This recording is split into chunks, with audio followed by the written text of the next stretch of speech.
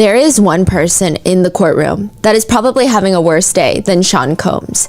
But first I have to set the scene. There are no cameras allowed in the federal courtroom, so these are just the things that we've noticed. Don't take it as fact. I feel like recently, the past few days, they have been pumping the AC in the courtroom. There are speculations that the jurors are getting very sleepy after lunch. We don't know how true that is. That's like the whispers in the courthouse hallways. We're all just shivering. We're all cold. The defendant comes out wearing his old man in church that could never hurt a fly outfit, collared shirt, sweater, trousers. He really only gets like 5 sweaters, 5 collared shirts, I believe. So he's wearing the same things on repeat. Yeah. Huh. And there will just be these moments where Sean Combs has his reading glasses on and he hasn't been staring. So like, I feel like as the trial has evolved, everything that Sean Combs has done has also evolved. I don't know if it's because things have gotten a lot more serious day by day, or if maybe he's being coached on how to act and like every day things are different and maybe every day is a specific vibe that he has to set. But he has his reading glasses on more frequently and he will look back over his shoulder where the press are sitting, but not really at anyone anymore. It doesn't feel like he's actually making eye contact with many people. I feel like the first few days, his retinas were scanning. The second week, after the jury has been seated, after opening statements have been stated, defendant suddenly does not know how to eye contact. He does not even know that such a thing is possible. It's very interesting. He will sometimes glance at whatever is in the room and he will look over the top of his reading glasses and he just looks like a boomer getting mad at their teenage kids during breakfast. Like that's the feeling. Also, he was seen reading a Bible one day before court was in session, so there is that. And he does seem a bit more energized. Like the whole defense team seems a lot more energized, which is interesting because considering we have witness number 2 that's going to take the stand, and then right after that, immediately after that, Cassie's going to be testifying. And things just keep getting weirder for the defense, but they're in high spirits. I will do attorney updates. One of the sketch artists does compliment Mark Agnifilo on his tie.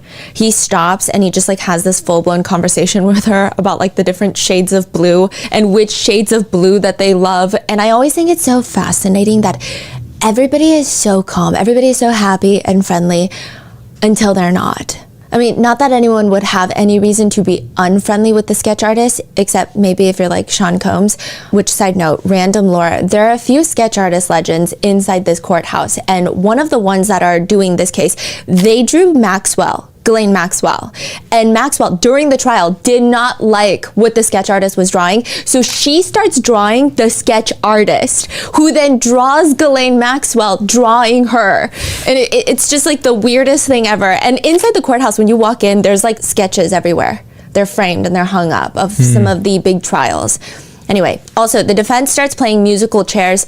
They're moving people around. So right next to Diddy, he's in like and this is so intentional, I believe, because Cassie's gonna start testifying soon. He is in a table full of women. He is suddenly sandwiched by women. So you've got lead attorney Mark Agnifilo, and then you have Anna Estavio, I think I'm saying her name right, but she's gonna be the one that is cross-examining Cassie. Haven't heard about her name. Yeah, she was not as, I guess, in my eyes, as prominent. I'm sure she's a prominent member of the defense team, but and then next to her is Diddy, and then next to Diddy on the left is no longer Boys Club, so it's no longer Diddy and Brian Steele, Young Thug's former attorney. It is now Tenny Garagos. So she swapped with Anna, and then next to her is Alexandra Shapiro. And then now in front, we've got Xavier Donaldson, Nicole Westmoreland, and then now Brian Steele is up at the front. And then in front of them, there's the row of prosecutors. And then the judge walks in. And Judge Arun, I feel like at this point, and again, in like the most professional, sincere way possible, like he is dad. I feel like all of the attorneys are his kids, and he is almost always disappointed in them, is the vibe, because they're just like disappointing him left and right to some degree, some more than others, and he just has to make sure that everything is done correctly and accordingly. But also I love the way that he doesn't converse much with the jurors or the witnesses, but his energy is very sincere anytime they're in the room. And then they leave the room and he's like disappointed dad again with all the other attorneys. Yeah, so Judge Arun is father at this point. Also, I did notice that Mark Garagos is absent from the courtroom. Mark Garagos is Tenny Garagos' celebrity attorney father. Previously, he and Officer Riz, he's like an officer of the courtroom. He's like the one that... His name is Riz? No, his last name has the word Riz in it, so now the RM team just calls him Officer Riz. Oh. It's not actually his last name, but that's what we call him. So Officer Riz, he controls the courtroom, okay? The rest of the courtroom outside of the judge. And he and Mark Garagos have this thing where I have no idea if they're like an old married couple that you just cannot tell if they're goofing around or if they genuinely hate each other and have some sort of massive life insurance plan hidden somewhere. There will be moments where Mark Garagos, who is allowed his phone inside the courtroom because he's counsel, Officer Riz will snap at him to put his phone away, or sometimes he'll snap at him and tell him to sit down when he's standing up, perhaps like at inappropriate times he's standing up. There's one time Officer Riz tells him to sit down across the courtroom, and the Combs sons, they think it's like a blast. They're giggle-gaggling at it. And now he's gone. So I'm like, oh, is it because he wasn't sitting down? I was confused. I look it up. He's on the Menendez case. So he actually went to California for the Menendez brothers case, which again, that's a whole other thing I can do another deep dive on because they were just resentenced. So that's going on with Mark Garagos. Yeah, there's so much going on. Yeah. So there's a lot going on with the attorneys, but it's going to progressively get weirder. So a few disclaimers before we get started regarding content warnings. There are themes of essay and DV. Secondly, certain portions and quotes have been shortened and condensed and or combined for brevity. Third, this is a very quick disclaimer, but everything reported on in this episode and throughout the trial is public information. Any descriptions or observations regarding the defendant or anybody else inside the courtroom are personally noted by myself or my two researchers who are also present, seeing these things happen in real time with our own eyes. However, just because we see something and feel something does not mean that our experiences and statements are valid reflections of the truth. Our interpretations of these random things that we see in the courtroom are our own interpretations and opinions, and they are shared for the purpose of reporting on current events. Like, they obviously have no weight or bearing clearly on the verdict of the trial, but also none of this should be used as a definitive source on how someone should feel about the defendant, about any of the witnesses, or about any of the attorneys, or literally anyone, because what do we know, right? Sean Combs is also presumed innocent until proven guilty. The burden of proof is the responsibility of the prosecution. So with all of that said, let's get into it. Now, super brief recap. We did 4 deep dive episodes into the Diddy case in 2024 after his arrest. I feel like there's more than 8 hours collectively on a ton of the allegations, internet speculations, and the unfolding of the arrest. This is now our 3rd episode in the trial. We covered the first witness that was testifying, which is the former security guard at the Intercontinental Hotel. This is the 2nd witness that is brought up to testify. And I will say a lot of the major headlines right now are like the salacious details that this guy has said on the stand. And there's a lot of salacious details, yes. But I feel like people have just kind of went over who this man is. It's very interesting. He walks in through the back doors and we see him walk down the aisle, and immediately he has a very interesting presence. He's also super buff, like just super muscular. And he's walking in, like sometimes he'll wear his sunglasses and then he'll take them off respectfully at the stand. But he has a very strong presence, and everybody online has dubbed him the male escort that testified in this case. He states immediately that he met Cassie around maybe 2012, 2013.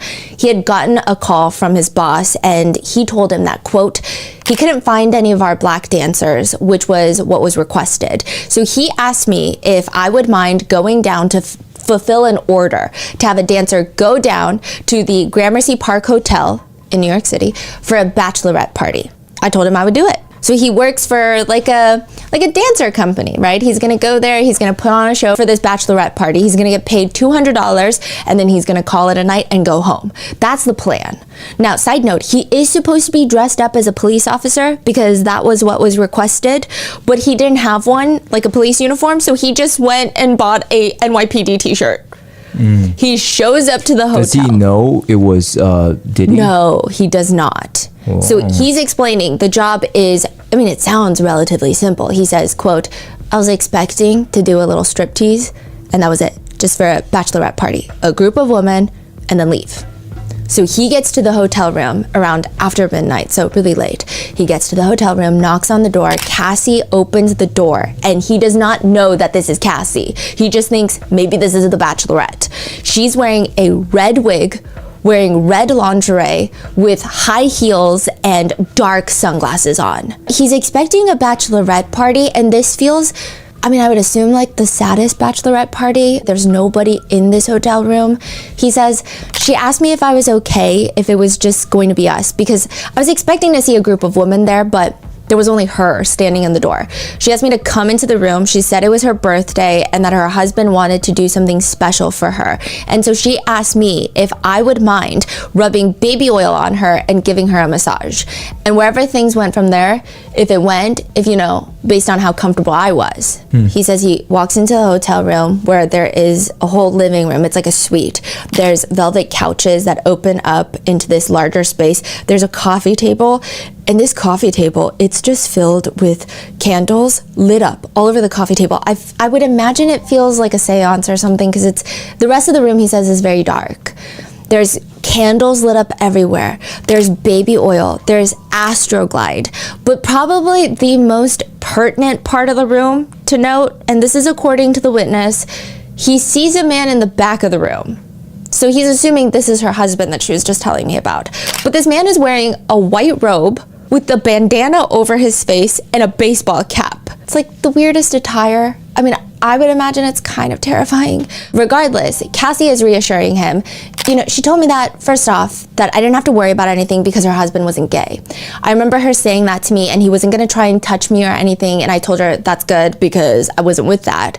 And then she told me that she knew that my boss told her that she had to give me $200 upon arrival, and at that point she gave me a few $1,000s and said at the end she would tip me before leaving. Which again, at this point, he doesn't know this is Cassie. He doesn't even really know who Cassie is. Rather, he didn't even know her name at this point. He didn't know who anybody was. He says, I complimented the room, the hotel we were in, and then I asked the guy what he did for a living, and he told me that he was in importing and exporting. Does he know who Diddy is? This is where he finds out. So he's like, I love this hotel room. What do you do for work? He says importing and exporting. And there was like a slight, I heard a few people giggling, like slight, like giggles in the courtroom, because it's like such a vague, like, it's Diddy. He's like, I've been importing and exporting. And he said immediately upon hearing his voice, like he knew that was Diddy. He knew that was Sean Combs. Really? Yeah, he says immediately. His voice is so recognizable, he says. Wow. But he states after this brief conversation, he doesn't want to be like, no, you're not. You're Sean Combs. So he doesn't say anything, I imagine. He and Cassie start rubbing baby oil on each other and then having intimate relations with one another. He's asked by the prosecutor, what was he doing while you and Miss Ventura were having intimate relations? He was sitting in the corner, self-pleasuring. He admits that the whole interaction did not last very long at all.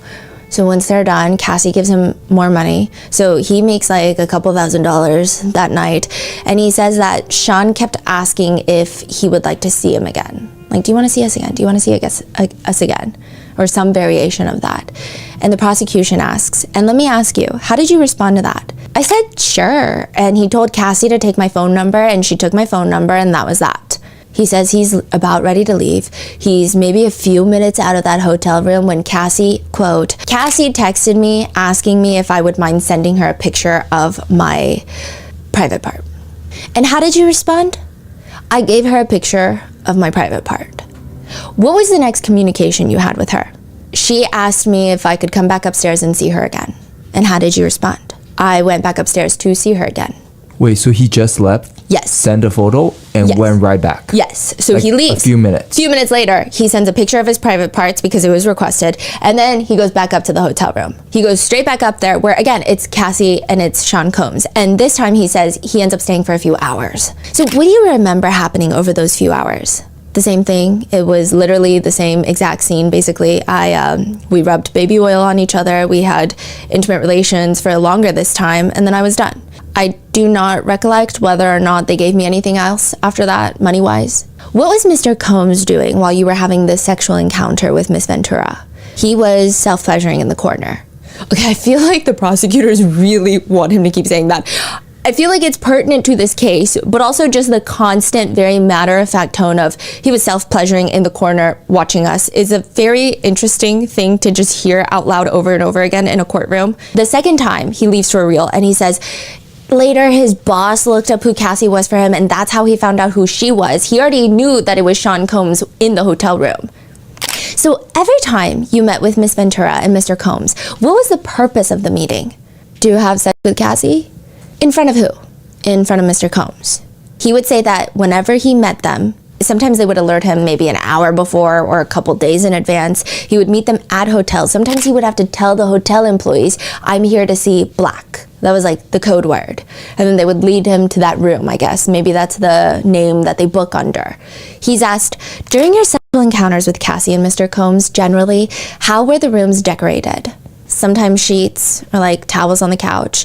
The curtains were always shut fully. There was always a table in front of the couch and there was always candles on that table and also bottles of baby oil or Astroglide. And then there were a few occasions where they would ask me to actually go to the pharmacy and pick those things up. I guess because they didn't have them at their location. And yeah, the baby oil conversation is brought back up on the internet, but also in the courtroom. The prosecutors asked the witness, across all of these encounters, how often did you use baby oil? Every time. Other than the first time at the Gramercy Park Hotel, who directed you to use the baby oil? Well, are you asking? Okay, I think I understand. So the first time Cassie did, and then I guess we kind of knew what to do after that, but Sean Combs would often tell us, like, y'all need to rub more baby oil on each other. You don't have enough on. So what type of things do you remember Mr. Combs saying to you and to Miss Ventura about the baby oil during these encounters? He would just tell us to put more on. So it appears this is the point where the prosecutors are trying to show the jurors that Sean Combs is the one facilitating and directing these freak-offs. Across all of these encounters after the first one, who, if anyone, gave directions about how to engage in sexual activity? Sean Combs did. What are some of the directions you remember Mr. Combs giving to you and Miss Ventura? He would tell us things like, slow down, y'all stop now, separate from each other, it's getting too much now, it's getting too hot. Y'all, one time he had us try to role play, like we had just met at an airport, and yeah, we were not very good at that at all, so I think we just kind of skipped past that one really quickly. Yeah, but mainly it was more like, don't finish yet, don't finish. If you feel like you're going to finish, don't finish yet, like things like that. So Sean never joined in? Later he will explain that it was mainly him and Cassie having intimate relations while Sean Combs is in a corner, self-pleasuring. And then once he's done and finishes, Cassie and Sean Combs will disappear into the bedroom for sometimes hours. And he just like sits in the living room of the hotel suite for hours.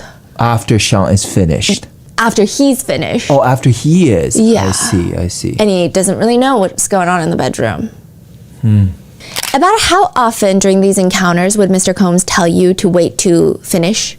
I mean, it was often, but I think he started really directing us from like the second time on. So the first encounter, he didn't really say much to us, but after that, he would tell us to do, after that. He really would just tell us to like rub each other and like, touch each other. And then he would tell her to, blow me, give me oral. I mean, yeah, he would often tell me not to finish, don't finish yet, and if you feel like you're gonna finish, stop. So it was more so like where he wanted me to finish. And what do you remember about him? What do you remember him saying about that? He occasionally wanted me to finish on her stomach or, inside and, yeah. Throughout these encounters, what did you observe Mr. Combs doing? He was always sitting in the corner, self-pleasuring. And then occasionally he would tell me to step off and back up because he was going to get some. And then he would start having intimate relations with her, and I would be sitting off in the corner watching. What did Miss Ventura and Mr. Combs usually do after you ejaculated on her? They would get up and go inside of wherever the bedroom was inside the hotel room. And generally, what happened next? I'd be sitting in that room for hours, just sitting there. And then what do you remember happening? Sometimes they would come out and tell me, okay, you can go. And other times they would come out and ask me if I'm ready to go again. About how long did each of these encounters with Mr. Combs and Ms. Ventura usually last?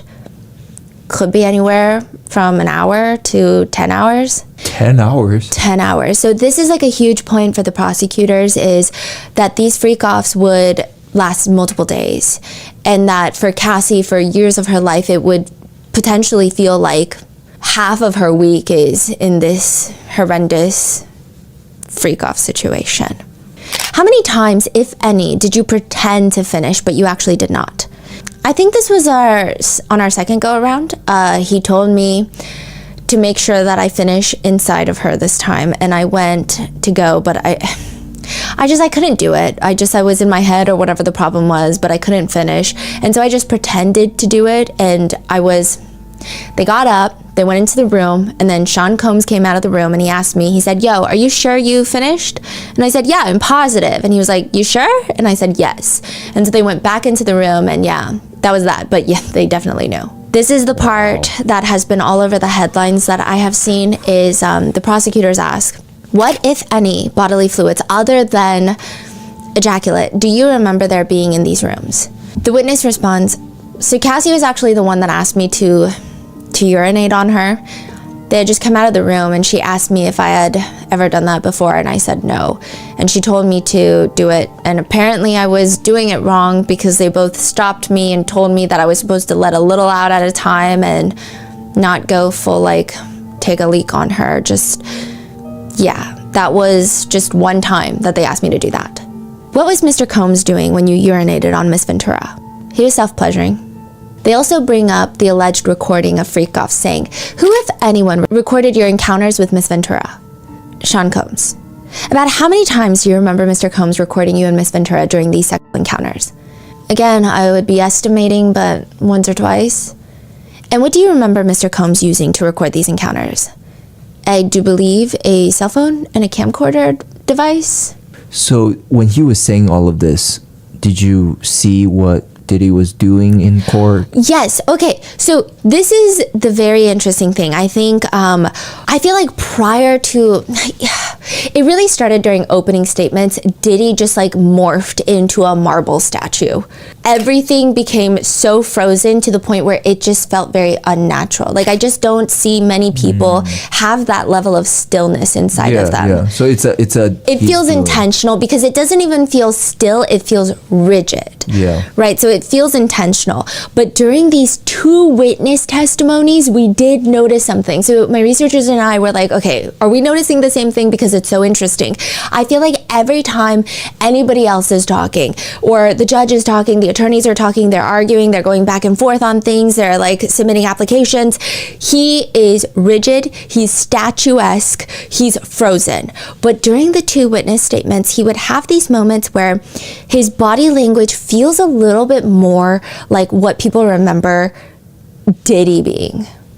So he kind of, instead of having his back off of the back of the chair and being frozen and rigid and looking like the bestest boy at church every Sunday, he starts leaning back towards the chair.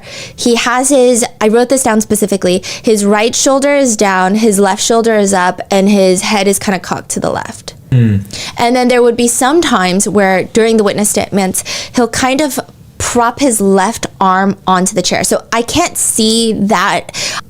It looks like either he's putting it on his thigh, or it could be the chair, or it could just be, it's not leaning on the top of his chair. Like, you know, when people drape their arm on the top of the chair, it's very relaxed, it's very casual. Yeah. It could be perceived as like asserting dominance. I don't know, right? It's not like that at all. It's just, it looks like it's maybe propped up on the chair. So you can kind of see his left shoulder propped up. So very minor shift. Yes, a little bit more relaxed.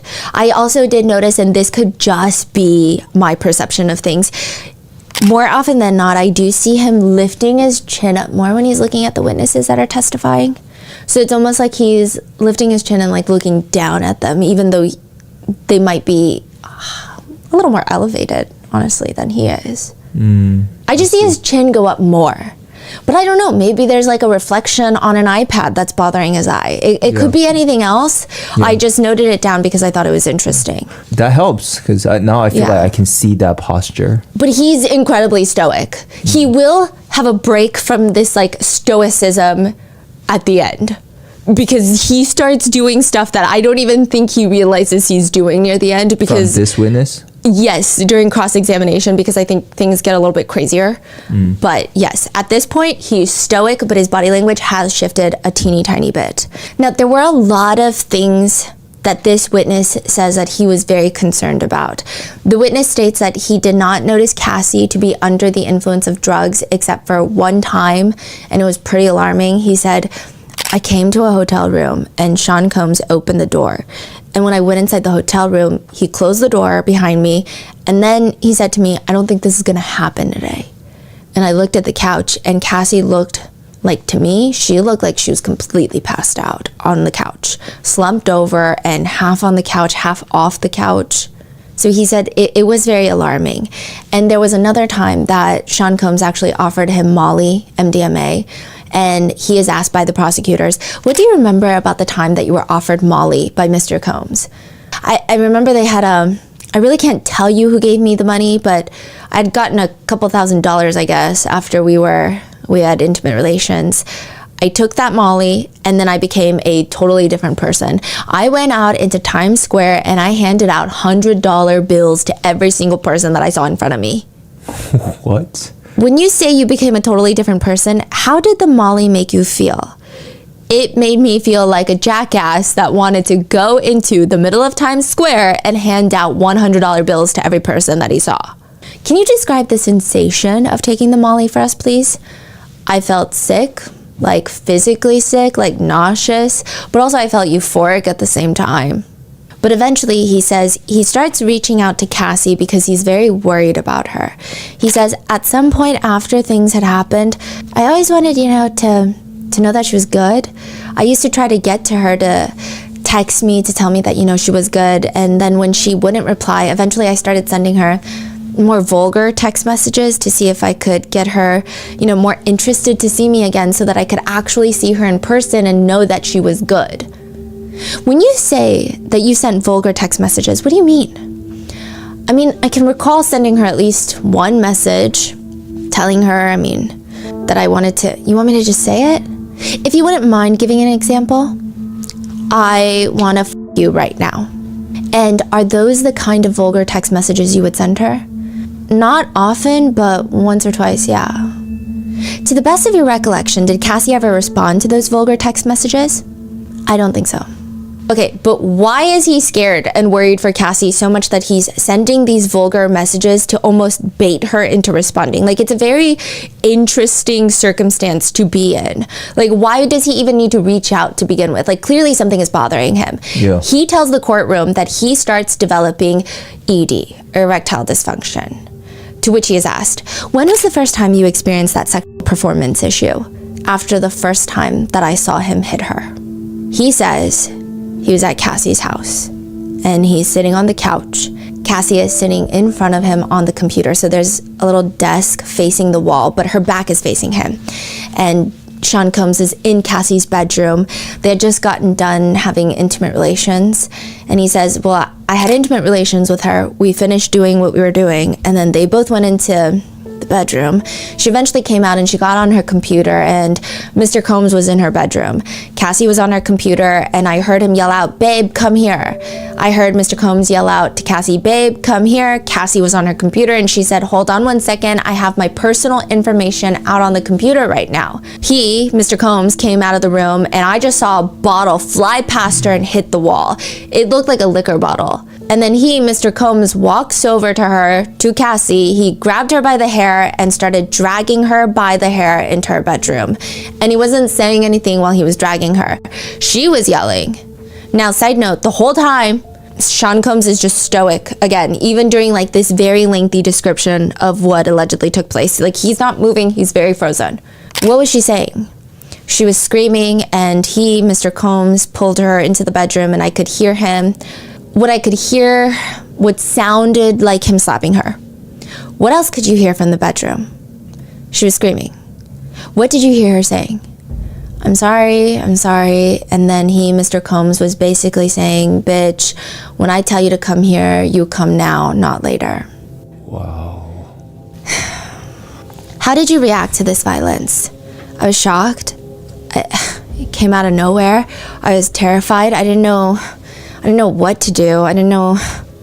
Did you intervene? No. Why not? Because I knew that the chances that there were 4 or 5 bodyguards and another objection, sustained. So this part, like, they have to keep going with something else. Without speculating about what might have been going on outside of what you could see and what you could hear, can you explain to the jury why you didn't intervene when you heard Cassie crying and what sounded like smacks? I didn't know what to do. I was shocked. In my mind, it was going through my head that if I tried to do something, I might lose my life. Objection, overruled. And why didn't you call the police and report what you saw? Again, without speculating. I'm not speculating. I'm just telling you what was in my mind and what I was feeling at the time. My thoughts were that this was someone with unlimited power. Objection, overruled. My thoughts was that this was someone with unlimited power, and chances are that even if I did go to the police, that I might still end up losing my life. Prosecutor Comey asks, what happened after the beating stopped? Sean Combs and Cassie, came out of the room.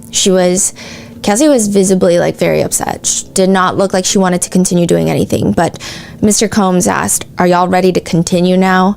And I couldn't do anything after that. He says he tried to act like everything was okay. How do you remember that interaction ending? I remember leaving. I do not remember them handing me money, and I probably wouldn't have taken that anyway. Why did you return to meet with Miss Ventura and Mr. Combs again after you witnessed that violence? I've had conversations in between our interactions with Cassie, and I felt like I had started developing at least some kind of friendship with her. I may have been speculating, but it was my way of being able to check on her and know that she was okay. He says that after that, he heard Sean Combs screaming at Cassie once more. He says this was a different incident at the Essex House Hotel. He says the hotel room, when you get to the front door, you walk in and there's a whole bedroom, there's coffee table, there's a bathroom in the foyer. And this layout oddly becomes important at one point, but listen, that's for later. What do you remember happening right before you heard Mr. Combs yell? I think we had sex during this encounter. After you had sex, what do you remember? Sean Combs and Cassie were in the bedroom for a while and I was in the living room. Out of nowhere, I could hear Cassie yelling, I'm sorry, and then I could hear again what sounded like she was being slapped or someone being slapped around and slammed around the room. I looked around the corner to where the foyer was and I saw Mr. Combs walk out of the hotel altogether without clothes on. He might have had a towel on, which I guess some people would say is reminiscent to the Intercontinental Hotel video footage. And then Cassie came running into the living room and she literally jumped into my lap and she was shaking, literally her whole body was shaking. Her whole entire body was shaking. She was terrified. And what did you say to her? I asked her why is she doing this, why she's staying with this guy if he's objection. And the judge asks Attorney Donaldson from the defense, what's the grounds for the objection? Hearsay. Overruled. There's a lot of objections throughout all of this, so I feel like we're trying to figure out what's happening, and then there's objections, and then we keep getting little bits, and then there's objections.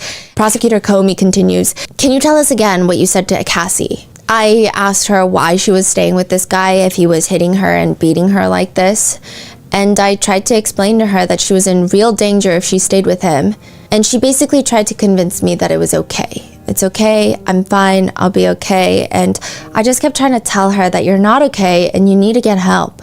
What do you remember happening next? She and I were alone, and this was the first time we were alone. And Cassie is not somebody that likes to kiss. Objection, overruled. So the witness continues. During our interactions, Cassie was not a kisser, but in this instance, she just started making out with me. This is the shivering part? Yeah. Did he just left a hotel? Like it. Mm-hmm. Okay. So. And she just started making out with me, and we ended up getting into it. But the fact that I was alone with her this time, I had no problem getting physically capable down there, right? And right when we were actually starting to have intimate relations, I realized that Mr. Combs had re-entered the room and he was sort of sneaking around the corner and watching us. And once he realized that we could see him, he came into the room and basically was saying like, yeah, that he liked that. He liked that we were getting along in that way. And what do you remember happening next? I think the second that he came back into the room, I was done again. I couldn't continue. Why didn't you go to the police after this incident? I told you again, I was concerned for my life. By this point, he had taken my ID and taken a picture of it, and I felt threatened by what he said to me. And I felt that at the very least, I could try to get her to realize that she needed to leave and maybe try to help her in that way. There's a few other key events in the witness that he talks about in his testimony. The first being that he states there was another time where he went to visit Cassie and Sean Combs, where he says he walks in and there's a man having intimate relations with Cassie already. He says she was actually giving him like oral, there was a lot of oral activity going on most of the time. And the prosecutor asked, and what do you remember happening during that particular intimate act? The guy kept on looking at Sean in the face, Sean Combs in the face, and Mr. Combs turned to him and basically told him, look, motherfucker, you better stop looking at me in my face. And the guy got like real scared and he's like, I'm not looking at you. And he's like, better not be looking at me. And Cassie jumped off the couch and like ran to the opposite side of the room. And the guy was just saying like profusely, I'm not looking at you. I swear I'm not looking at you. Which a lot of netizens thought this was kind of an interesting moment. They thought the psychology was fascinating, and I'm not trying to like psychoanalyze anybody because I don't think I have the faculties for that. But a lot of people say it's fascinating because he loves to watch, which would categorize him as what the internet likes to call like a, but he's someone that you can't even make eye contact with while it's happening. So there's a lot of like psychological, perhaps ego, power, and maybe even some shame involved is what I saw some. Yeah, he got real triggered when someone looked at him back while he's in the corner. Which did kind of send me down a spiral reading those comments, because the days that I've spent staring at this guy, I feel like this is someone who does not shy away from eye contact. Especially at least in the beginning, right? But maybe he just likes eye contact in very specific situations, because now there's like no eye contact with, I feel, not many people. And after Cassie ran away, what do you remember happening next? The guy told Mr. Combs, I'm not looking at you, Mr. Combs. Said, okay, all right, let's we're here to have fun, not do anything else.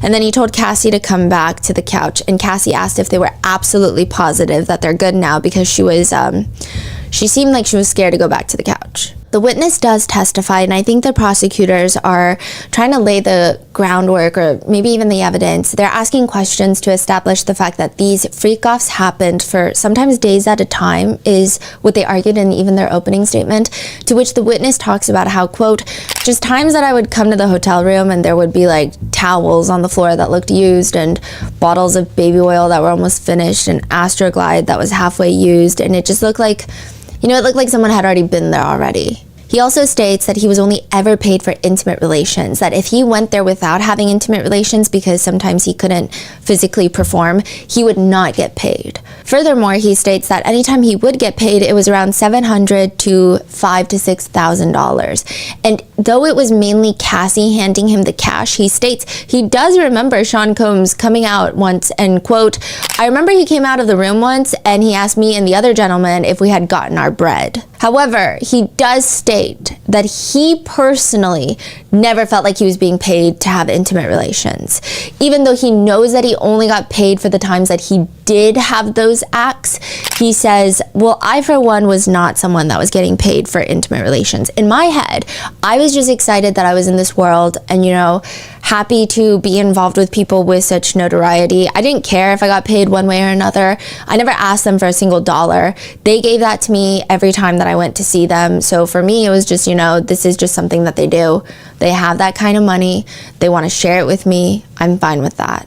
Which at this point, Sean Combs does turn to look. So the jury are all facing the left side of the room. Mm-hmm. So we're in the pews, we're all facing the judge at the front of the room, okay? Mm-hmm. Everybody's facing the judge. Sean Combs is facing the judge. The prosecutors are facing the judge. The jury, they're facing the left side. So they're looking at like Sean Combs' side profile, everybody's side profile. Mm-hmm. But there's a podium right next to the jurors. And that is where the prosecutor or the defense attorney will go up and they will examine the witnesses. I see. So it's, at least from where I'm sitting, it was unclear if he's looking at the prosecutor or if he's looking at the jurors.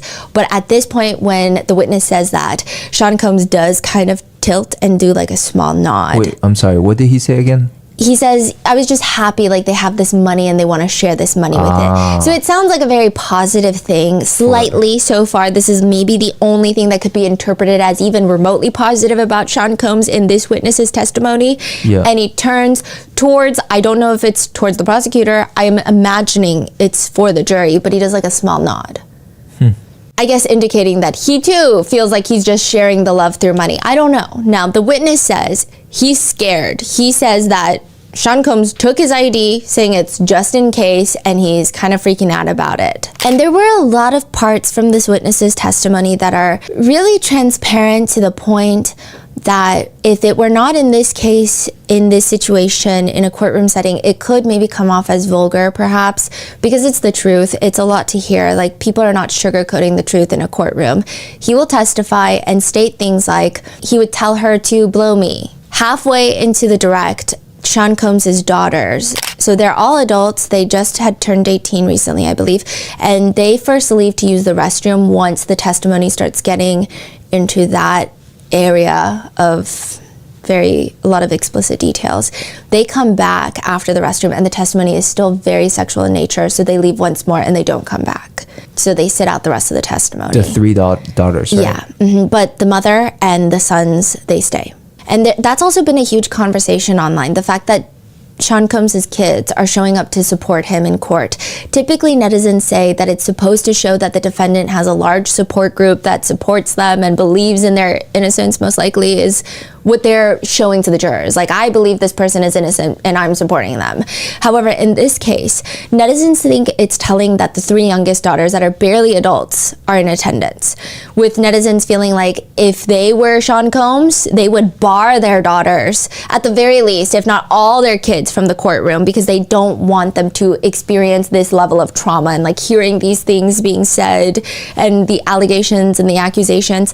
So the sentiment here being the girls being there probably traumatizes them and only benefits Sean Combs. They say that he's not trying to be a good father, but he's just trying so hard to appear to be a good father to the jury. That's why he wanted his kids there. Other people also think that it's weird that his elderly mother is just sitting there listening to witnesses testifying about this kind of stuff. But there have been also lots of stories about his mother perhaps maybe having similar interests. I don't know. Those are allegations. Those are what people who personally know the family have been alleging and accusing online. You can find all of that online. I'm not the one alleging this. But one netizen comments, if Diddy's 18-year-old daughters are too young to hear of his DV and SA case, then Cassie was too young to have been groomed and trafficked by their father. So there's a lot of very strong opinions out there on the internet about this. I will say that the family is, there's just a lot going on every time the family comes in. Even when they go in and out for lunch, they all get into this like giant van. Sometimes when they leave for the day, this also happens. I think it's one person. I don't know if it's a different person every time. I don't get a good look at their face, but someone is just on a speaker playing Me and You by Cassie.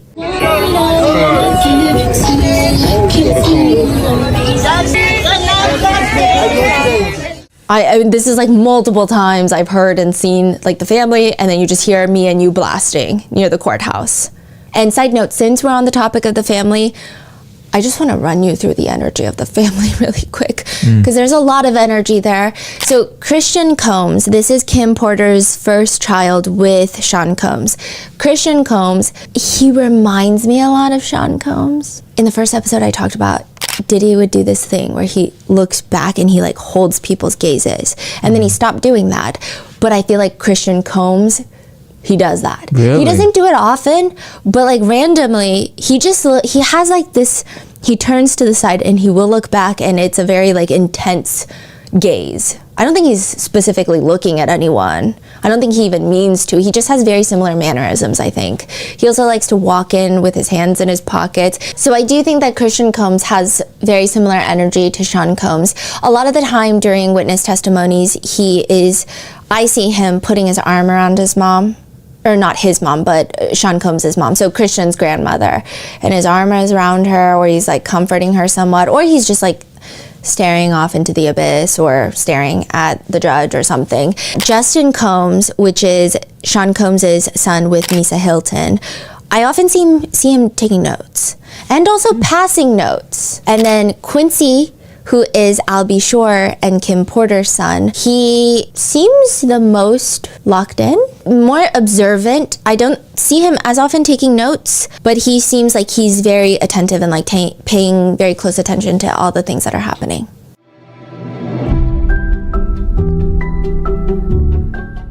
There is a reason why cars have airbags and seatbelts, or a reason why doctors have to go through years of training.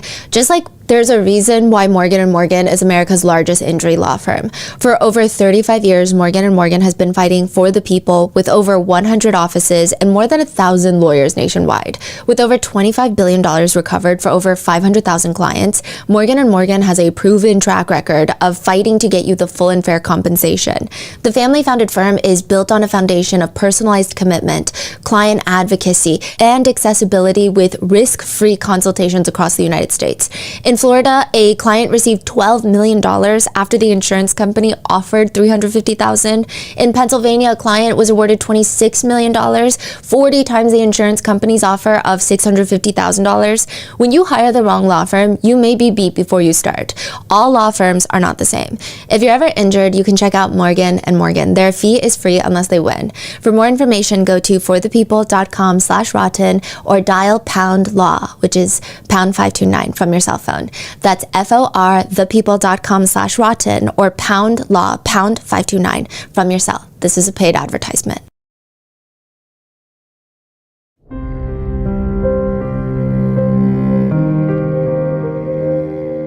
So far, this second witness, I feel like he seems very honest, and that is my opinion and perception. Even when he walks into the courtroom, he takes up a lot of space. I'm not really sure how to explain it because he's not a very tall man. He's kind of on the shorter side, but the way he walks, he's very buff. His shoulders are wide. He gives me similar energy to the security guy where they just look like they have 100% muscle mass, and all of his answers to questions are incredibly direct. It does not feel like he's trying to shy away from telling us the truth, even if it's uncomfortable. To me, his cadence, in my opinion, does not indicate someone that's trying to remember what to say, and like most of his pauses feel incredibly natural, like he's just trying to recall certain memories and situations. Also, on top of that, I feel like nothing about this is comfortable for him, very clearly, because when he walks into that courtroom, I said there's a presence about him, right? So he walks through the aisle, he walks past Sean Combs on his left, the jurors, 12 jurors on his right. He sits right next to the judge, and that is when his body language completely shifts. When he sits on that witness stand, he's not hiding, but he's so hunched over, you can barely see the top of his head because there's a computer at the witness stand. There's a computer there because they have to show like evidence pictures. You can't even see the top of his head. But when you see other people that are probably similar in height sitting there, you see like a good chunk of their chest, their neck, their head.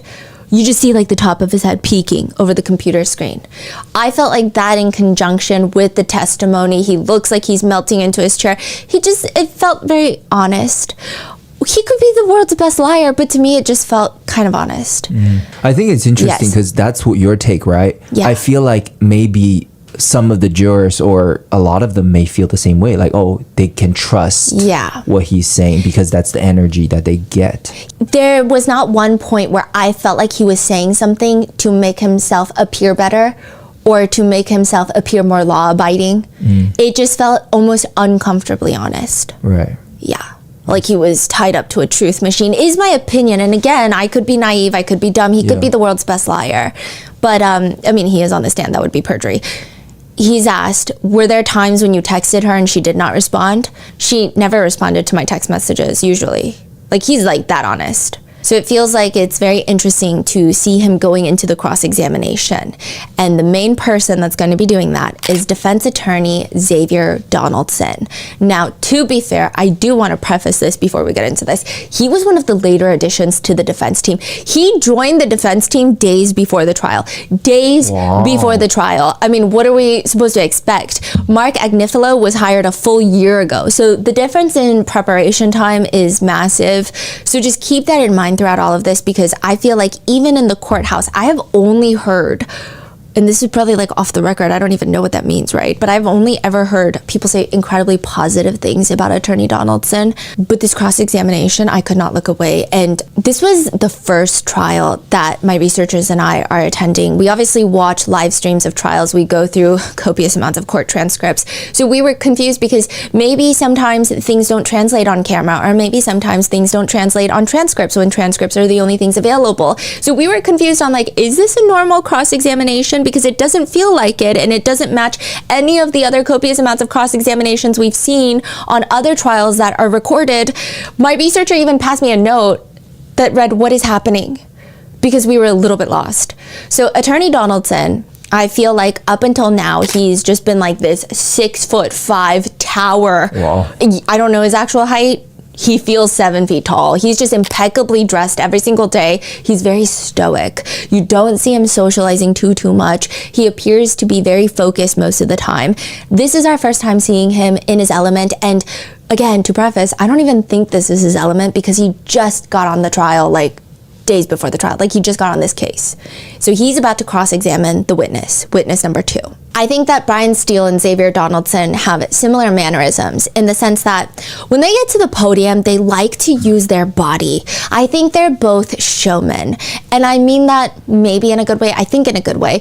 I think Prosecutor Comey, so this is former FBI director's daughter, Maureen Comey, she's the lead on this. She has her own thing where she is blunt, to the point, very direct, and her cadence is very addicting to listen to. She actually reminds me of the judge. Their communication style, nothing gets lost in translation. Some of the other attorneys, I feel like, maybe I'm dumb, but this feels a little rambly. Like when they're trying to like plead something to the judge, I'm like, I feel like this is like a lot of words happening right now. With Comey, I never feel that. Her communication is like so clear, so direct. It's just so, same with the judge is how I feel. Everything's so clear, so direct. They're effective communicators. And this is like you and the researchers. You guys all feel this way. So you can assume that probably some of the jurors feel similarly. Yes, and it's not even just us and the researchers, because when I have certain feelings like this, sometimes I'll even like ask other journalists or reporters that are not like other, like I'm one, but you know, I will ask some of the journalists or reporters that are also in the press, and they will kind of guide me like, yeah, I mean, we all think similar things of A, B, C, or D. I'm not saying they think all the similar things that I think or anything like that. I'm just saying like certain things, Okay. Yeah, a lot of them think Comey is very sharp. Yeah. So Tenny is also very eloquent. So Tenny Garagos is on the defense team. Very eloquent, but she doesn't emphasize words as satisfying as Comey does. And it's very interesting because in the next episode, you're actually going to see Comey and Tenny kind of go head to head. And it's almost like it was very interesting to see. But both Steele and Attorney Donaldson give me showman vibes. It's like the whole energy. I feel like Brian Steele has, let me explain. This is like how I felt it went down. He walks up to the podium. He takes his time. Donaldson, you're talking about? Brian Steele. Brian Steele, okay. He walks up to the podium.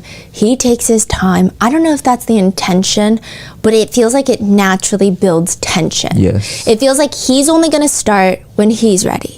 Like he uses a lot of power poses as well, but I don't know why when Brian Steele does it, it feels so natural. Like I'm telling you, like the hands on the hips, blazer popped open, hip to the side. He does all these power poses that I feel like if any other guy did, a lot of people would be like, ugh, ick, right? But he does it in a way where it almost comes off like dad vibes. Yeah, because even like, you know, the viral clips of like... Yeah, like truly humble under God. Yeah, the way he delivers that. He's so passionate. Yeah, it's like, right? It's so much conviction in that that's the trick, I guess. Yeah. He would be truly humble under God. That's what thug means. I do feel that he appears like the most genuine out of the defense team, and I don't know if genuine is the right word. Like, he just feels very passionate when he does talk. He's committed. Yeah, he's very committed to whatever the bit is, whether it's a bit or not, right? But he uses a lot of power poses. He puts his arms on his side. His chest is always up and out. And I don't know if it's the fact that I know he lives in Atlanta. I don't even know if he's from the South originally, but it gives me like a Southern gentleman vibe. As for Attorney Donaldson, he gives me more of like a polished aura about him. When he talks, he likes to have both of his hands in the air. So his palms are facing him, open hand. And he does this a lot where he's like asking questions and he'll like push the air away, push the air in. So it's like back and forth. Like, come closer, go away, come closer, go away. That type of feeling. But I'm just gonna be so for real about this. I don't even know where to start. The word of the day is correct. And we counted because I don't know why. Correct.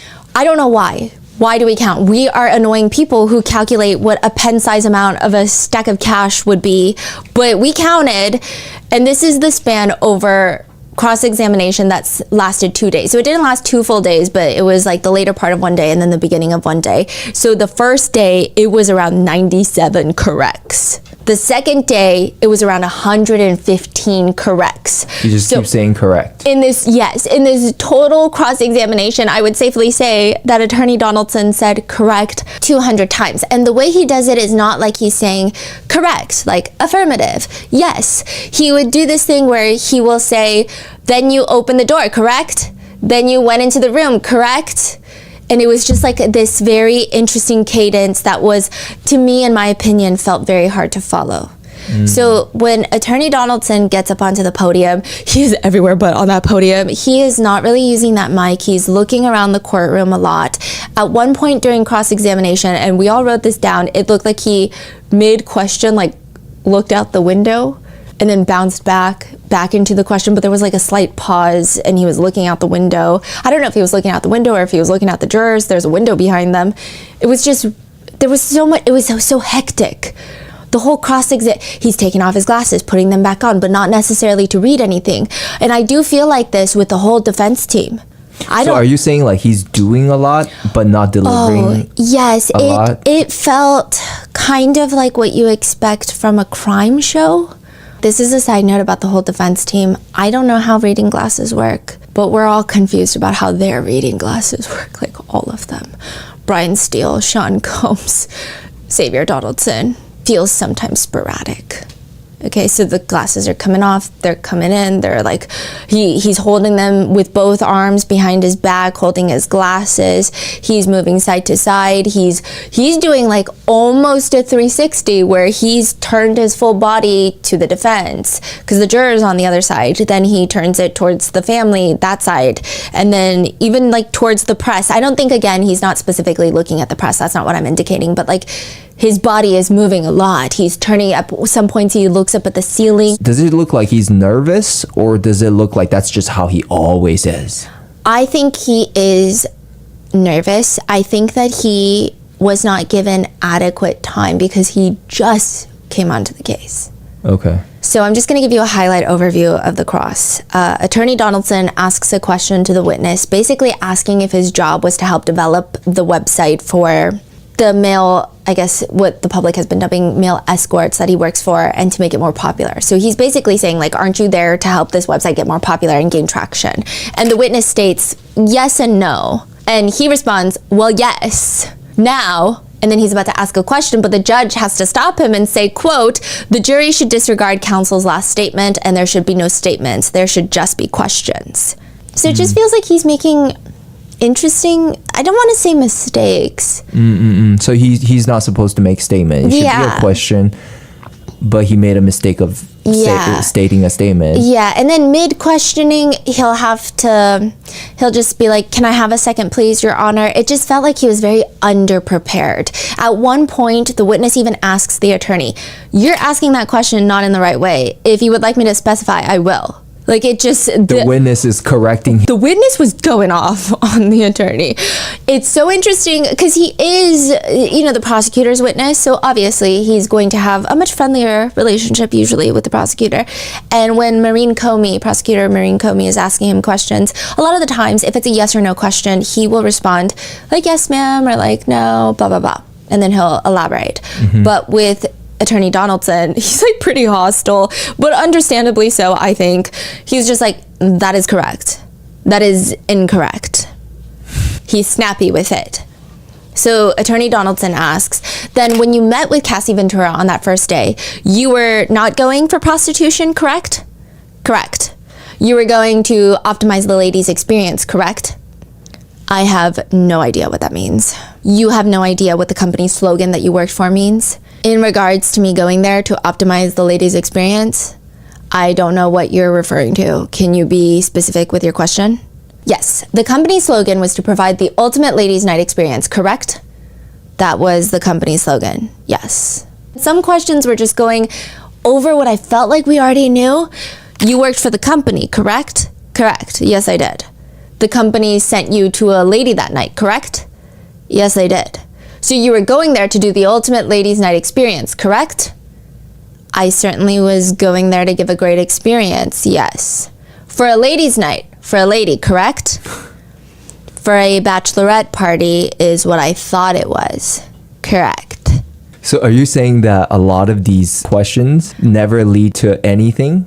The feeling is like it never landed? Okay, so there were so many parts where I'm like, but you know what? I'm not an attorney. Maybe these attorneys are so smart, they're 10 steps ahead, and we don't even know the end game, right? Yeah. But I don't think the jurors are not attorneys. The jurors are, like, I'm a juror, basically. No, okay, I'm not a juror on this case, but in the sense of, like, I am a normal human being without law school experience. Yeah. So I would imagine that I would have a perception maybe similar to jurors rather than attorneys. Yeah. Because maybe attorneys in the comments, you're like, oh, no, he's doing this because of A, B, C, and D, and E, and you can elaborate, and I would love to read those comments. But as someone with no legal experience, I'm like, what are we doing? I don't understand what's going on. By the end of it, did you figure out what his goal is? What angle is he going in? By the end of it, he made me feel more confident in the witness. Cross-examination made the witness more credible to me, in my opinion. Correct, and the witness's tone is a lot more assertive and firm. Like, no,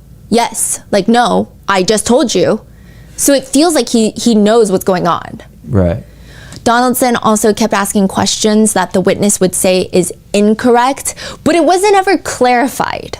So it just made me feel like... What do you mean? He'd be like, didn't you do this? Correct? And then he'd be like, incorrect. And then they would never really clarify. Right. So I'm just like, okay, where is he getting that information from? Is he just getting wrong information? What's happening right now? It just didn't make any sense. And again, maybe I'm done. Maybe attorneys can leave in the comments for me and like... help us out because we were scratching our heads over it. And another example, the defense attorney would ask, sir, isn't it actually a fact that Cassie Ventura called you on that first incident and told you to come to the Gramercy Hotel? That is incorrect. Isn't it a fact that Cassie told you to come to the Gramercy Hotel and ask for a person named Black? Later on, but not to the Gramercy Park Hotel, no. Isn't it true that Cassie called you on the phone and told you that I'm celebrating something for my birthday and my husband wants to give me something special? Isn't that correct? That is not correct. Would you like me to? No, I don't. Okay. So at this point, we yes, I hear you, and then now I want to know exactly when is that event or why is it incorrect? But they never clarify. Yeah, and then but actually, this whole thing was spoken about when the prosecutor were doing their direct. So Comey was asking, and he was saying that he went out because his boss called him and said, hey, can you do this bachelorette party because they want a black dancer? We don't have any black dancers right now except for you. Can you go? He bought an NYPD shirt. He knocks on the door. She opens with red lingerie. Do you remember? Yeah. And then now the line of questioning is like, she called you to come to the hotel and ask for black.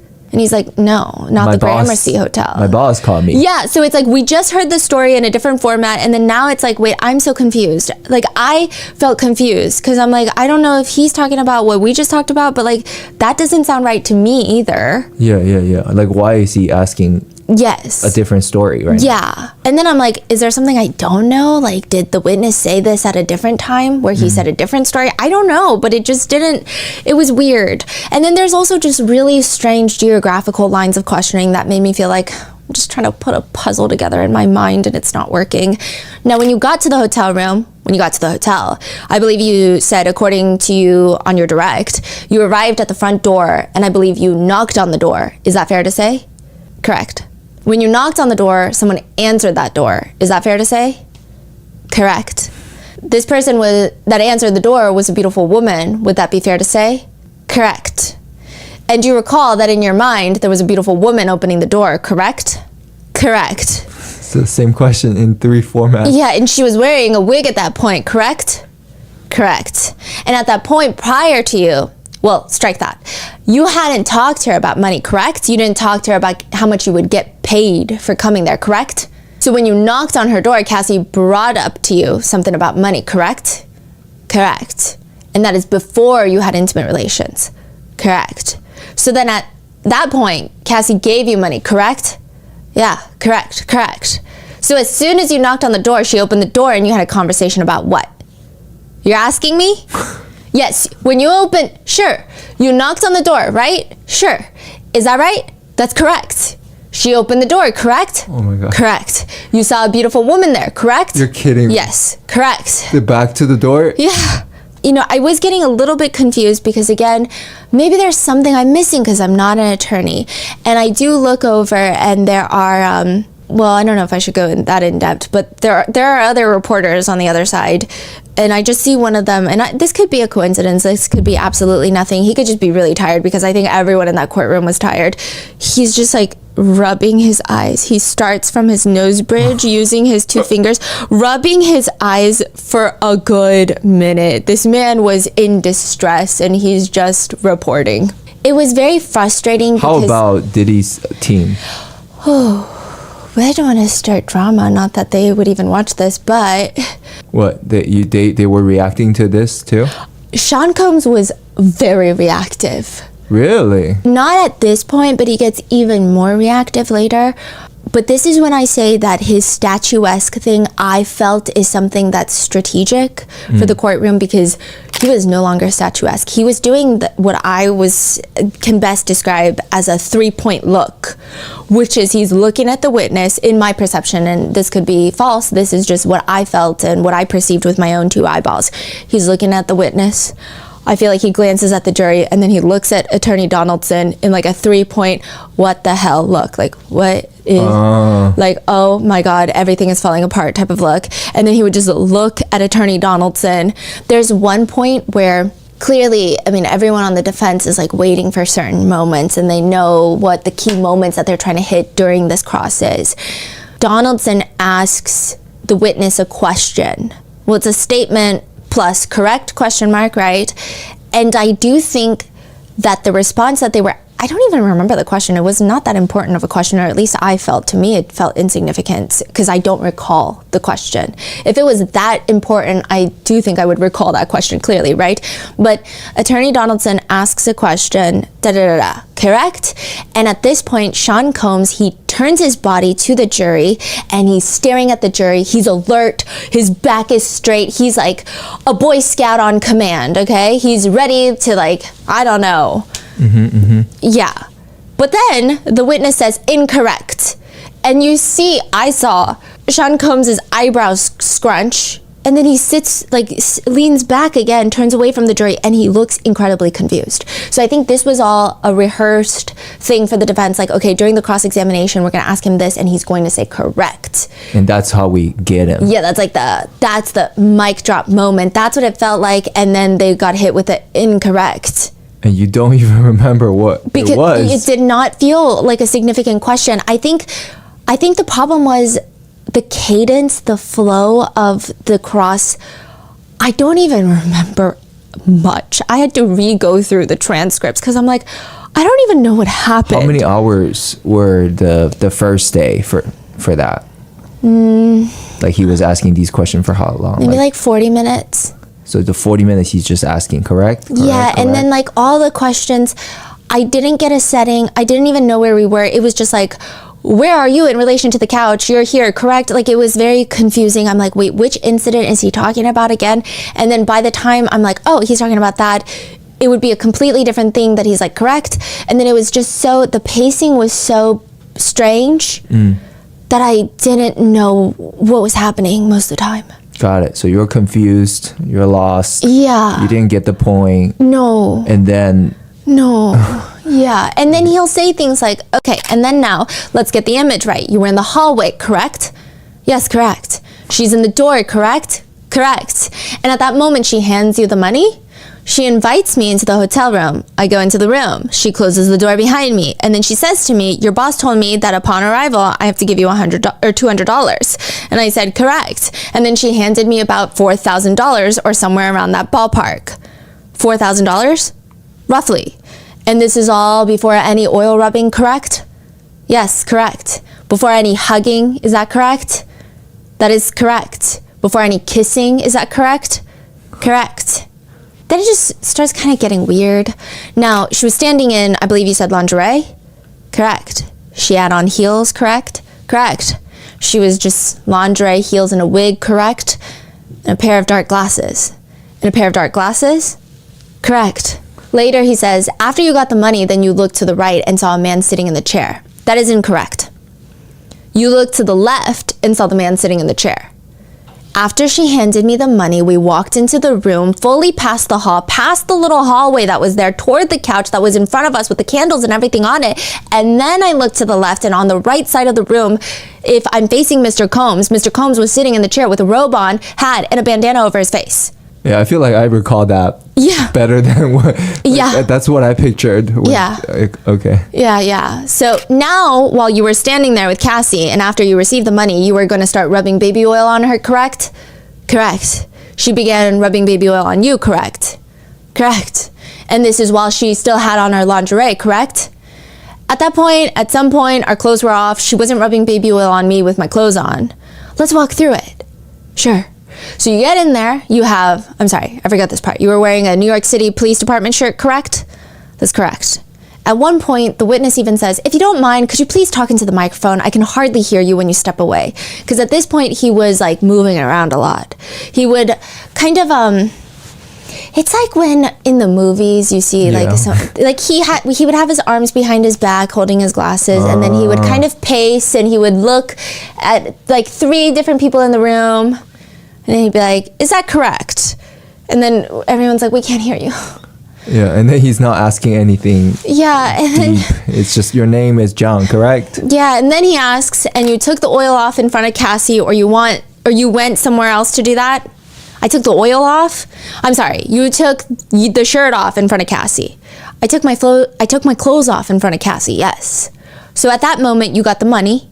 You then took off all your clothes, correct? At the moment I got the money, I did not take off all my clothes. After you got the money, you had a conversation first. She walked me into the hotel room, and then after she had already explained to me, hey, listen, it's my birthday. I want, to do this instead of the dance, the bachelorette party. I want you to rub baby oil on me, rub me down, give me a massage, and wherever things go from there, whatever you're comfortable with, we can do. And so I told her when I was comfortable with giving her that massage and rubbing her down, and I asked her if she wanted me to do the same, like to remove my clothes as well. And so I stripped down to my underwear. Okay, so you stripped down to your underwear, and at that point, she's rubbing baby oil on you. I'm rubbing her down, and then she starts doing the same to me, and it started getting intimate, and when you say it started getting intimate, you mean that you're rubbing her down, you're rubbing her breasts, you're rubbing her whole body down, correct? After she started touching me, yes, I started touching her erotically as well. And at that point, Mr. Combs is in the corner. He's not saying anything, correct? No. He's in the corner, self-pleasuring immediately. Okay, and while Cassie is rubbing you down, it appears that she's enjoying herself. Would that be fair to say? Yes. And you are rubbing her down, and you are enjoying yourself, correct? Yes. So I think at this point, the line of questioning is to prove that perhaps, I guess the point trying to being made by the defense is that Cassie seemed to be enjoying it. So it was something that she wanted to participate in. But I think it just gets lost in the sauce. And then that's why you're saying it started getting intimate, correct? Correct. Because you started getting sexually aroused, correct? Absolutely, yes. Other confusing parts, Donaldson asks, and at some point she took off your underwear, correct? I took off my underwear. You took off your underwear, correct? Correct.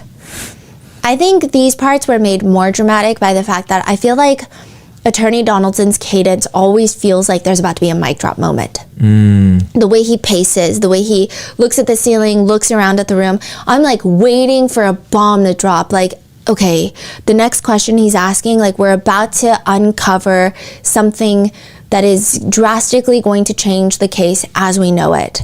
Only for the witness to just quickly and bluntly tell him, yeah, no, that's not what happened. Other notable parts, mid-question, someone sneezes in the courtroom. Attorney Donaldson stops mid-question to say, bless you. And I don't know, the whole cross-examination, I think, like I said, the direct examination by the prosecutors felt vulgar in the sense that he's stating what happened, and sometimes what happened is not family friendly and it's not the easiest things to hear, and sometimes you do have to use explicit words because there's no better way to clearly communicate exactly the events that occurred. But I felt like with the cross-examination, things just got really vulgar. Like a lot of the headline moments come, I think, from the cross-examination, and it just felt like I didn't understand why it had to get so weird. For example, Attorney Donaldson asks, and after you took off your underwear, I imagine at that point she is still rubbing you down, correct? We're rubbing each other down. She was rubbing you down after you took off your underwear, correct? Correct. And she started massaging your down there, correct? I don't recall. Did he use the terms? Okay. I don't recall like the particulars of how that happened. I just know that we ended up having sex. Okay, so you didn't have intimate relations standing up, correct? No. Okay, so after you were standing up, you then laid her down on the couch. Is that fair to say? Correct? And then intimate relations occurred for, I believe you said, well, not believe, but approximately 30 minutes, correct? No, the first time, that was probably the most beautiful woman I had ever seen. That was really fast. So when you say the most beautiful woman you've ever seen, that caused you to finish fast? Yeah. Were you on top of her or behind her at this point? I have no idea what time frame during this you're referring to. This could be at any point in the interaction. In the Gramercy Hotel, when you received $2,000, were you on top of her, behind her? What happened? Are you asking when I finished? Yes. What position I had her in? I asked that. It was missionary. It was a missionary position. Later he asks, okay, she also asked you to send a picture of your down there, correct? That is correct. And she also informed you that you had the largest down there that she had ever seen before, correct? That is correct.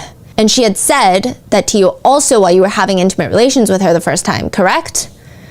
That is correct.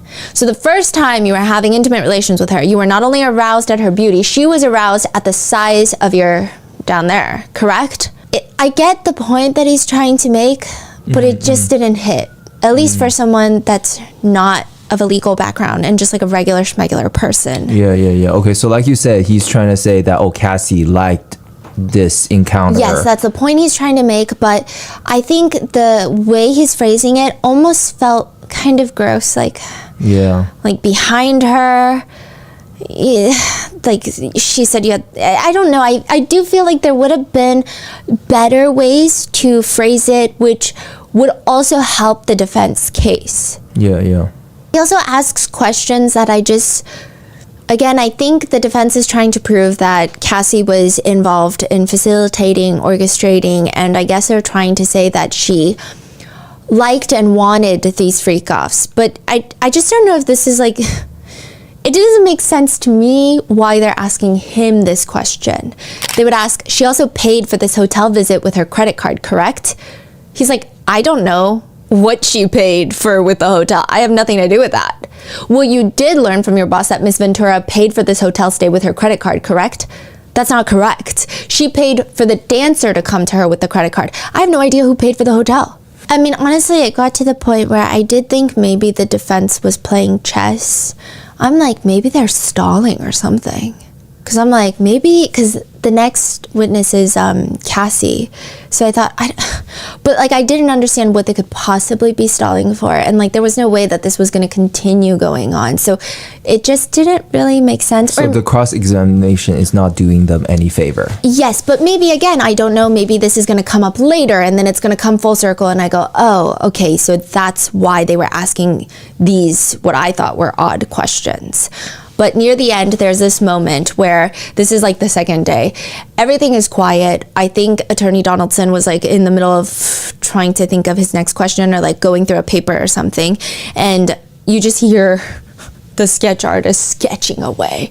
Like you just hear, because they have this giant poster board and they chalk the background and everything. So there's a lot. So there's a lot of chalk noise. It's like, and they're clearly drawing him. And if it were, did you see the finished drawing? Yeah. And if it were me, I would be very stressed as well, because it's a lot of pressure, I assume.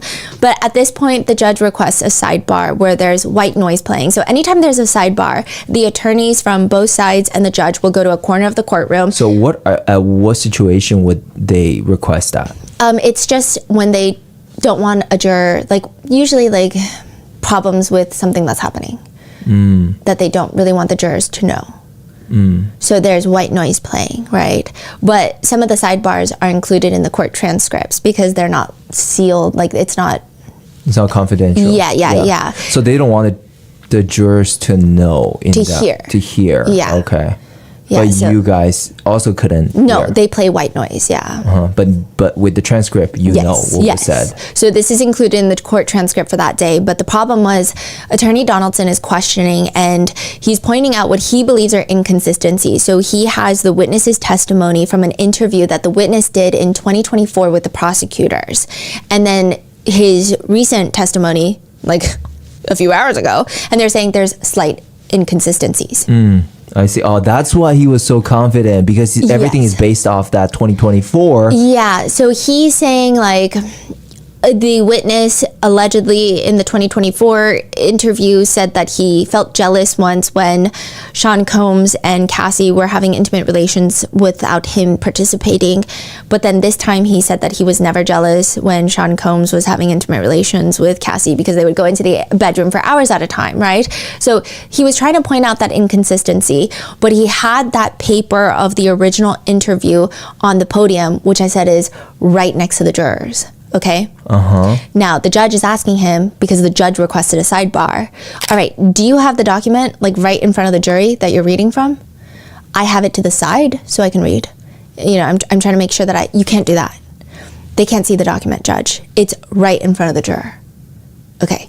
Prosecutor Comey says, Your Honor, I just realized that Mr. Donaldson had his papers on the bar right in front of the jury throughout the cross-examination. Like literally they can see it that close by? It's really close. I don't know if any of them were trying to read it. I don't think anyone read it.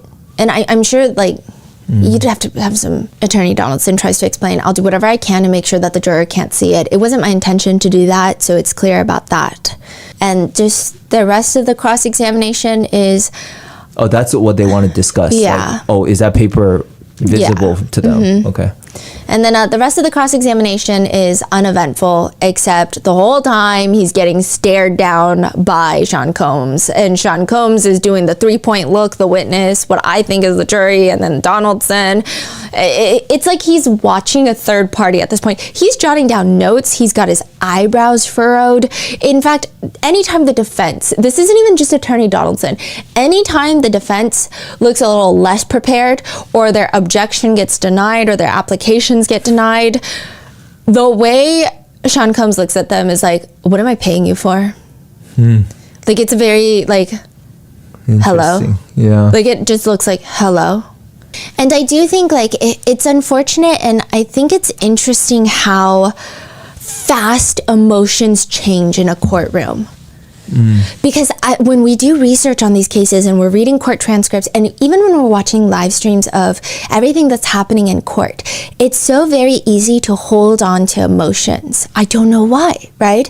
But when you're I think it's like energy. When there's a collective energy that shifts, it's so hard to fight against it. So during the direct examination by the prosecutors, it was really depressing to hear about all the times that he alleges that he saw violence against Cassie, and it's shocking, it's salacious, but it's really heavy. Yeah. And then the minute that cross-examination starts, it just feels like kind of frustrating and confusing. So it's like very weird how many emotions I feel like people go through just watching what's happening in court. Yeah. We're not even involved, you know, but to watch, it's like a collective emotion. So I do think it's frustrating that emotion dissipates, and I wonder if that same thing happens for the jurors.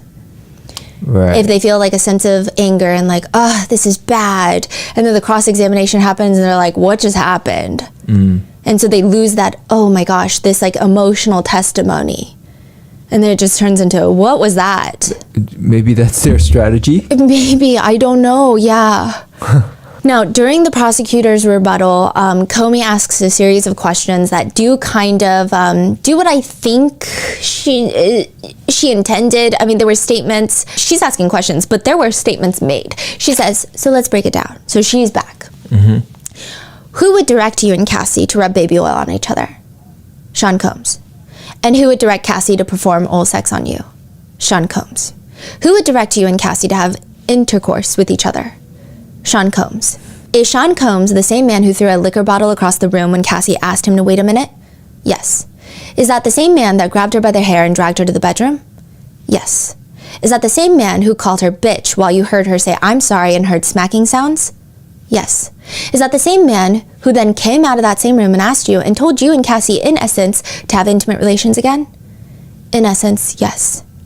There is a brief argument on the fact that the witness did send a text message to Cassie saying that he loves Cassie and Sean Combs, which in another redirect, Prosecutor Comey asks him, why did you send that text message? Because I was trying to get her to respond to my messages. She would not respond to my messages, and the only way that I could see if she was okay was to try and bait her into making her. And Mr. Combs believed that I had no problem with what he had done so that they would invite me back so that I could see for myself that she was okay. No further questions. And then Attorney Donaldson moves to strike. And there is, here's the thing about Prosecutor Comey. I don't know this woman. I think so far, I really don't know anything about her background. From what I've seen in like the past week, she's so sharp. And she does not emote. When she talks, she does not emote. I mentioned that in the last episode. However, if you say something that I think that she perceives as dumb, which is probably everything because she seems very intelligent, she emotes.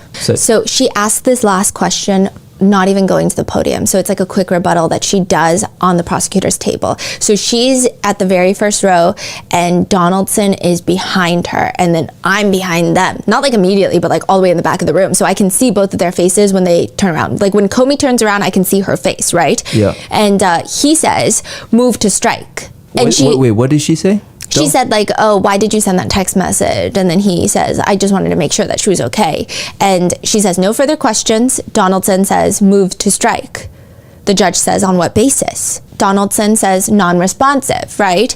He wants the jurors to forget this information, right? And he's like, on what grounds? Yeah. And I guess whatever grounds he's saying doesn't make sense because Comey turns around and the way she looks at him, I wish I had a more professional way of like describing it, but it's like, hello? Like, this is ridiculous. Like, no? Like, are you thinking? Are you thinking? Am I thinking? Who's thinking right now? Like, that's the vibe she gives me. Yeah. So, and then? She says, it's totally responsive to why he did send that text, Your Honor. And so the judge overrules.